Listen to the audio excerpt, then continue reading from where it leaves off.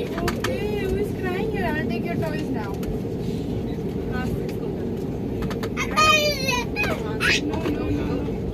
You go to your seats for takeoff, confirm cabin clearance.